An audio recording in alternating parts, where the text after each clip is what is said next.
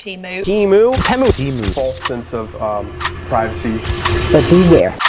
Before we start, please note this video is for entertainment and commentary only, and all views expressed are for something. Temu is one of the most popular apps on the App Store right now. You've probably seen them. They promise cheap stuff, free gifts, and non-stop deals. But behind all those bright orange ads, there's a much darker story. Today, we're going to look at why Temu is actually evil.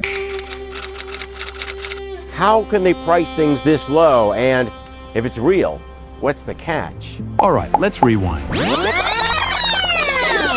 Temu is owned by PDD Holdings, the same company behind Pinduoduo in China. Now, Pinduoduo is massive, over 700 million users. Their whole model is built on ultra-cheap pricing and aggressive growth tactics. When PDD brought Temu to the US in 2022, they didn't just quietly test the waters, they went all in. Billions poured into advertising, influencer campaigns, and free giveaway. They blasted Super Bowl commercials. They handed out referral bonuses so big that people literally spammed their friends to sign up. And it worked. Temu shot straight to the top of the App Store charts in a matter of months. But let's be clear, this wasn't some organic people just love the app type growth. It was bought, engineered, and fueled by mountains of cash.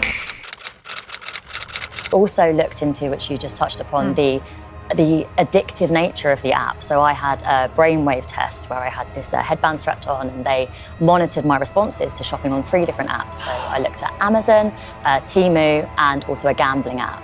And we found that the experience of shopping on Temu sat somewhere between Amazon and a gambling app. Temu's not just selling you products, they're selling you the feeling of getting a deal. You open the app and bam, bright colors, flashing discounts, countdown timers, spin to win wheels. It's gamified shopping, and that's not an accident. It's psychological manipulation. The app wants you to feel like you're winning when you buy. That dopamine hit keeps you coming back. It's basically a casino, but instead of slot machines, you're gambling on $2 earbuds and $5 shoes. And here's the catch. Most of those discounts aren't real. That 80% off price, it's marked up in the system and then slashed, so you feel like you scored a deal. Retail trickery 101, just taken to the extreme. And the company had been avoiding tariffs by shipping directly from China to customers in the US under what is known as the de minimis rule, which says shipments valued less than $800 were exempt from tariffs. That all changed today, and those shipments became subject to the 145% tariffs President Trump put on China. Now, the reason people use Temu is obvious. The prices look insane. You'll see something that should cost $40 being sold for $5. Sounds too good to be true, right? And that's because it is. Temu is running on what's called predatory pricing. They're literally selling at a loss to wipe out competition. If a small business is selling similar products for $30, they can't survive when Temu is offering them for a fifth of that. The end game? Simple. Kill off competitors, dominate the market, then slowly raise prices once you're locked in. It's the same playbook Amazon used years ago, just supercharged with Chinese supply chains and billions in ad money. And while this sounds great for buyers in the short term, cheap stuff, fast shipping, it's a long-term trap, because once the local competition dies off, your choices shrink. And that $5 deal, it won't stay $5 forever. Now all eyes are on Temu for a different reason. 2 class action lawsuits allege the app has an arsenal of tools to gain access to what they call literally everything on your phone, including your contacts, camera, microphone, and more.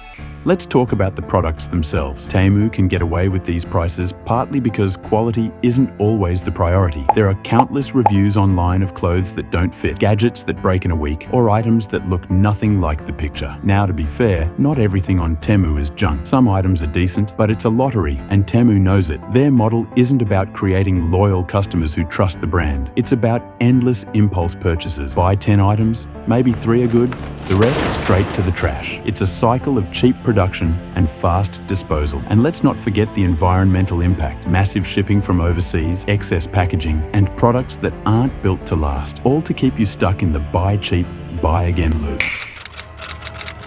We asked him to analyze how the app works. He discovered that on iPhones, Temu was collecting common types of data, including what kind of device you use and your phone carrier.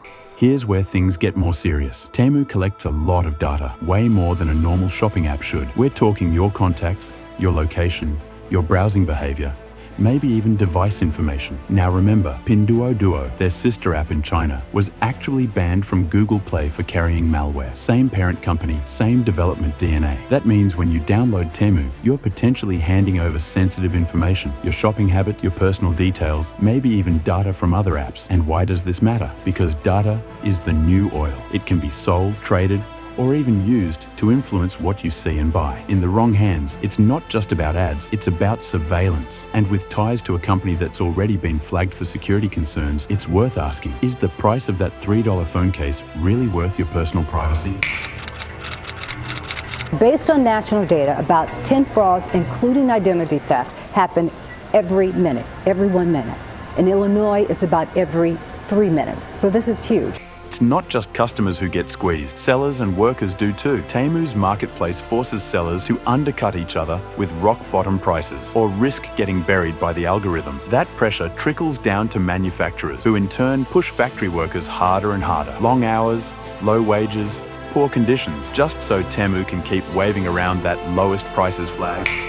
So, is Temu evil? Well, when you add it all up, fake prices, shady data collection, squeezing workers, and slot machine shopping tricks, it sure doesn't look innocent. You might think you're just getting freebies and cheap product, but in reality, you're paying with your data, your privacy, and your future shopping options. That's the playbook. If you found this breakdown useful, hit that like button, subscribe, and drop a comment. Do you think Temu is actually evil or just another business playing the game? Thanks for watching, and I'll catch you in the next one.